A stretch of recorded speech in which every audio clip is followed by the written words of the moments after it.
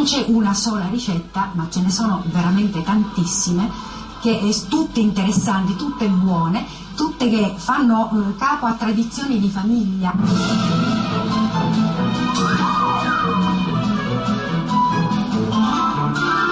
Presentiamo l'agglassato, una ricetta tipicissima siciliana. Praticamente noi stiamo per eseguire un brasato, mettiamo un velo di olio, poi le cipolle tritate, aggiungiamo una carota e un gambo di sedano tritati e poi inseriamo un pezzo in un'unica fetta di prosciutto crudo. Aggiungiamo una foglia di alloro, la stecca di cannella,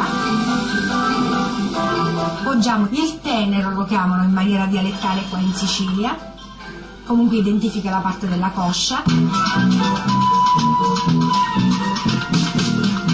Aspettiamo il bollore e nel frattempo ci prepariamo le nostre pere di spinella, che tra l'altro troviamo nel territorio etneo e che è molto caratteristica, una pera che mangiata cruda non avrebbe nessuna valenza perché effettivamente non ha sapore, ma cotta è veramente deliziosa.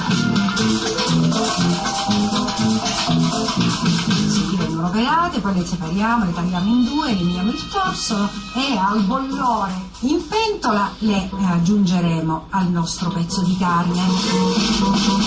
Una volta aggiunte le pere abbassiamo il fuoco, incoperchiamo e lo facciamo andare per 1 ora e mezzo o 2.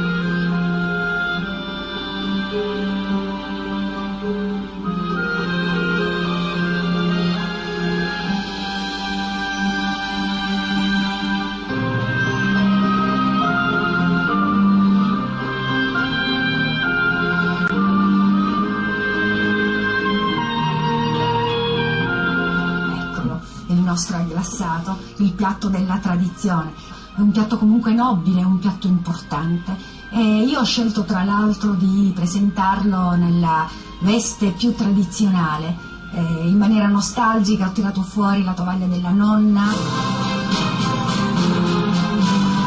l'aspetto dolce, l'aspetto stracotto che ci ricorda un po' le preparazioni francesi e anche da qui il nome tipico di questo piatto, l'agglassato, che è un francesismo, dal glacer. È uno stracotto in realtà, ma è una stracotta alla siciliana, eccezionale secondo me.